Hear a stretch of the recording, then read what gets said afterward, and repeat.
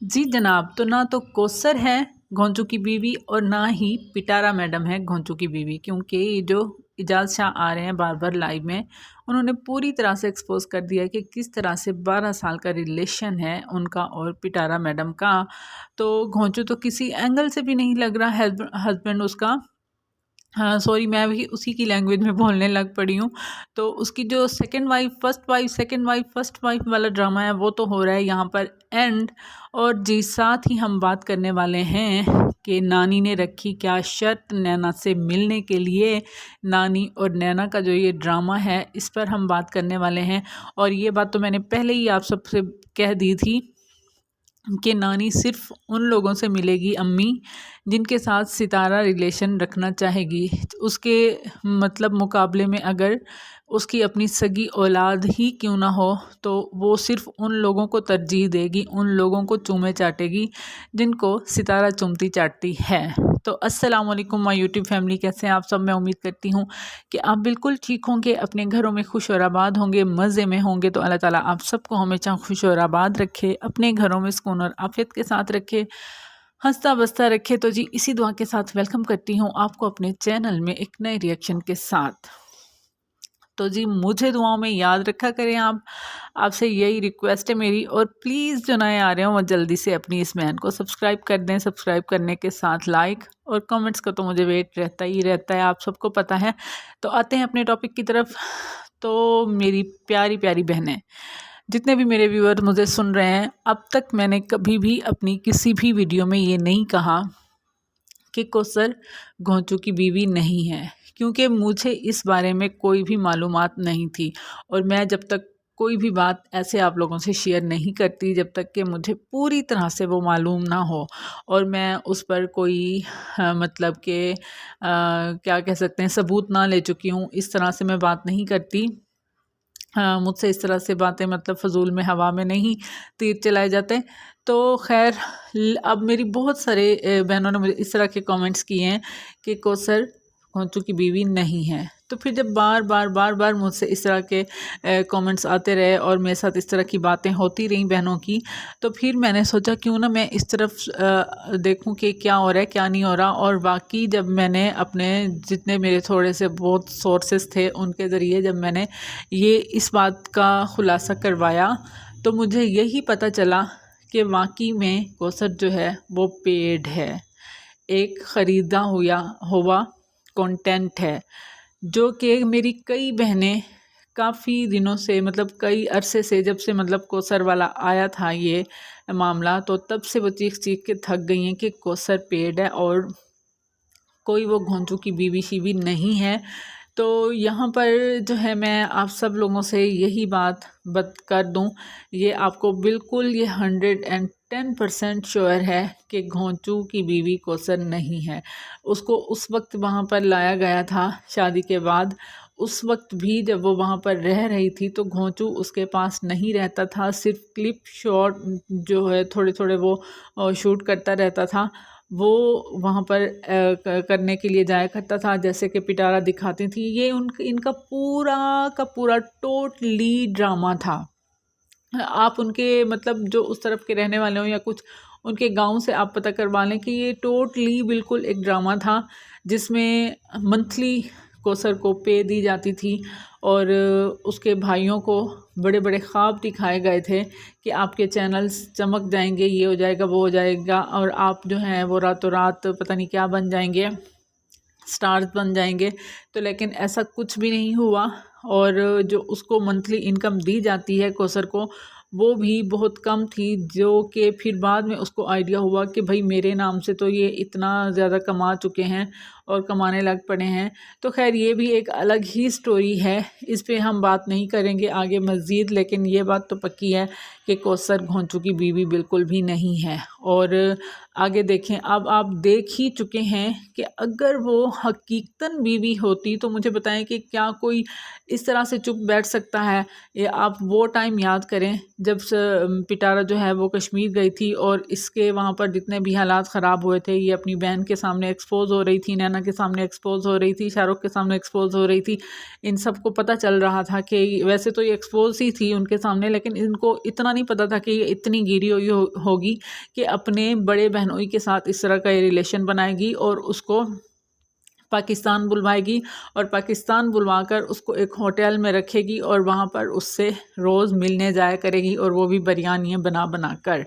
तो जब ये बात खुली थी तो तब वहीं कश्मीर में ये समझें कि बीमार हो गई थी, और बीमार होने के साथ ही इसने ड्रामा ये सारा क्रिएट किया था कि कौसर के घर वाले जो हैं वो बार बार कॉल्स कर रहे हैं और हमें परेशान कर रहे हैं कि कौसर के डिलीवरी के दिन है, ये दिन है, और आप वहाँ पर घूम रहे हो, ये कर रहे हो, वो कर रहे हो। तो मुझे बताएं कि जब से अब ये कराची आए हैं, जब से ये वाला मामला हुआ है असगर वाला, सलमा वाला, उसके बाद ये यहाँ पर नए मकान में शिफ्ट हुए हैं, या जितना अरसा ये दुबई गए हैं, जहाँ गए हैं, एक दफ़ा भी पिटारा ने बोला हो कि कौसर के घर वालों की कॉल आई है या कौसर के घर वाले जो हैं वो बुला रहे हैं। अब ये देखें कि ऐसे कैसे हो गए कि बच्चा भी इनका नहीं रहा। बच्चे का भी एक मतलब इन्होंने कहा कि एक और बच्चा मतलब मुसलसल हमें दिखाना पड़ेगा, सारा कुछ हमें करना पड़ेगा, और एक मतलब बच्चे को इन्होंने पैदा तो कर दिया ड्रामा करके, लेकिन उसको फिर ख़त्म कर दिया कि आगे इसका कोई सीन ना हो, उसको हमें ना दिखाना पड़े, कोई और हमें पेट बच्चा यहाँ पर ना लेना पड़े किसी का भी, तो उसके भी अखराजात मतलब साथ अफोर्ड ना करने पड़े, उसको हमें दिखाने के लिए दुनिया को, हम उसके लिए पता नहीं हमें क्या कुछ ख़रीदना पड़े, या उस पर जितना भी मतलब ख़र्चा हो। तो इन्होंने बस जान छुड़वाई और उसको वहीं पर ये मामला भी ख़त्म कर दिया, और आंसू बहा बहा कर पिटारा मैडम ने वीडियो अपलोड की कि मेरे हस्बैंड बहुत खुश थे, मेरे हमें नज़र लग गई, मेरे हस्बैंड के बच्चे की डेथ हो गई। इस तरह का इसने मतलब ये सारा ड्रामा क्रिएट किया, और ये करने के बाद इसको इस बात की आग लग गई कि मुझसे पहले प्रोफेसर आज़म तक ये बात किसने पहुंचा दी कि कौसर के बच्चे की डेथ हो गई है, और ये कंटेंट मेरा। अब देखें यहाँ पर जब इसकी माँ आ रही थी तो इस वक्त भी इसको बड़ी आग लगी कि मुझसे पहले अम्मी के आने की खबर क्यों दे दी सलमा ने। इसको बस कंटेंट चाहिए होते, और ये कहती है कि बस मैं जो हूँ दुनिया में वो फर्स्ट हूँ, जिसके पास कोई भी नई बात आए तो वो मेरे चैनल पर ही आए। ये भी इसको बहुत बड़ा मसला है। इसकी कोई भी बात लीक होती है तो मैं कहती हूँ सबसे पहले तुम इजाज़ शाह को जाकर रोको, जो कि अब रोज़ लोगों को नए कंटेंट दे रहा है। बीबी अभी वो कह रहा है कि मैंने सिर्फ 2% जो है वो रियलिटी आप सबको बताई है, अगर मैं आपको पूरी रियलिटी बताऊं तो आप सब गश खाकर गिर पड़ो। तो हम तो भाई पहले ही गश खाकर गिरे हुए हैं इस तरह के रियलिटी देखकर, इस कमाश के लोगों को देखकर, वाईटी पर देखकर, और उनके मतलब इतने सब्सक्राइबर देखकर जो इनको इतना ज़्यादा चाह रहे हों या सपोर्ट कर रहे हों या उनको मतलब आइडियल बना रहे हों। ये तो हमारे जो है ना बहुत ही हमारे लिए बहुत बुरा है कि इस तरह की बेहयाई और बेगैरती जो है वो फैल रही है माशरे में। तो जनाब ये है, यहाँ पर मैं ये बता दूं कि कौसर तो अब है नहीं घोंचू की बीवी, ठीक है ना, ये तो आपको मैंने बता दिया। और साथ ही मैं ये भी बता दूं पिटारा मैडम जो हैं ये भी घोंचू की बीवी बिल्कुल भी नहीं है, क्योंकि आप लोगों ने ये बात तो सुनी होगी कि ये इसका ये निकाह जो है जो इजाज़ से आए वो बता चुके हैं कि इसका निकाह हुआ था, और ये 12 साल उसके साथ रिलेशन में रही है। ये लॉन्ग ड्राइव्स पे जाती थी, ये सारा कुछ उसके साथ करती थी, और घर में मुस्तफ़ा और तैयबा की देख रेख जो है वो घोंचू करता था। तो मुझे बताएं ये हस्बैंड ऐसे होते हैं? किस एंगल से ये लगता है कि ये हस्बैंड होते हैं? भाई गैरत होती है उनमें, कोई मर्दों वाली बात होती है। मुझे तो किसी एंगल से ये मर्द ही नहीं लगता भाई कि मतलब कि इतनी बड़ी बड़ी बातें हो जाती हैं, लेकिन my wife star my wife star है, इस तरह की वो बातें करता रहता है, और बस उसके पैसों पर इसको अयाशी चाहिए। जिस तरह कि अब ये दुबई में जाकर बैठा हुआ है, ये बिल्कुल भी हस्बैंड नहीं है पिटारा का। पिटारा का हस्बैंड जो है वो पिछले 12 सालों से इजाज़ ही रहा है। इजाज़ ही है। तो अभी तक उससे ये कांटेक्ट में रही है, जो कि वो ख़ुद बता चुका है कि 3 नवंबर तक, मतलब कि अभी 1 महीना भी नहीं हुआ उससे इसका राब्ता ख़त्म हुए हुए, जो दुनिया के सामने आकर पता नहीं क्या कुछ बनती है, कितनी मासूम बनती है और ये लोगों को इतना पागल बनाती है कि जिसकी कोई हद ही नहीं है। और बस हम यही चाहते हैं कि जो हमारी बहनें हैं, जो साफ़ सुथरा माइंड लेकर घरों में बैठी हैं और जो इसको इतना ज़्यादा लाइक करती हैं और उनको पता ही नहीं कि इसकी रियलिटी क्या है और हम क्या देख रहे हैं, किस चीज़ को हम सपोर्ट कर रहे हैं। इसका अगर आप वो फ्लैट देखें, आप इसके पहले वाले व्लॉग्स देखें, तो इसमें इसको दुनिया की इसको हर सहूलत वहाँ पर थी पड़ी, चाहे वो छोटा था लेकिन उसको अच्छी तरह से इसने मेंटेन किया हुआ था, क्योंकि इसका सारा ख़र्चा जो था वो घोंचू नहीं उठाता था, बल्कि कौन उठाता था? इजाज़ शाह, जिसकी वजह से वो इसके पीछे पड़ी थी। और इजाज़ शाह ने हर बात बता दी कि मैंने किस तरह अपना वक्त और पैसा इस पर बर्बाद किया, अपनी जवानी, अपनी ज़िंदगी बर्बाद की और किस तरह मैं गुनाहगार रहा और किस तरह अब मैं मस्जिदों में जाकर अल्लाह से तौबा करता हूँ। और यहाँ पर कितने ही मर्द हैं जो इसके साथ आकर ज़िना का दावा कर रहे हैं, और ये औरत उसी बेगैरती, उसी बेशर्मी और उसी ढिठाई से यहाँ पर आकर खड़ी हो जाती है अपनी व्लॉगिंग दिखाने के लिए, जिसमें आजकल तो बिल्कुल इसके कंटेंट ही नहीं रहे सिवाय इसकी अम्मा के और सिवाय इसके थर्ड फादर के। तो जनाब, यहाँ पर मैं यही कहूँगी कि इसमें इतना भी नहीं है कि ये अपने गुनाह को कबूल करके अल्लाह से माफ़ी मांग ले, और इसके मुकाबले में हम उन मर्दों को तो चलो इतना तो है ना कि वो अपना गुनाह इस दुनिया के सामने आकर कबूल भी कर रहे हैं और अल्लाह से माफ़ी भी मांग रहे हैं, और बेशक मेरा रब जो है वो माफ़ करने वाला है। तो जी, आगे हम बात करते हैं नानी और नैना पर।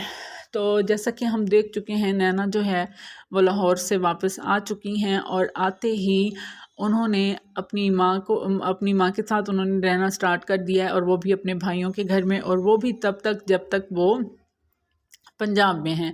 और उनसे पंजाब से उनके आने से पहले वो क्या करेगी, अपना और अपनी माँ के लिए कोई रेंट का या फिर ख़रीदेगी, जैसे भी करेगी, मकान ढूंढ लेगी। लेकिन यहाँ पर बड़ी बात ये है कि इतने सालों बाद आई है वही नानी जो इतना ज़्यादा प्यार उंडेल रही है दिलबर और बाबर पर और उसके बच्चों पर और उनकी बीवियों पर।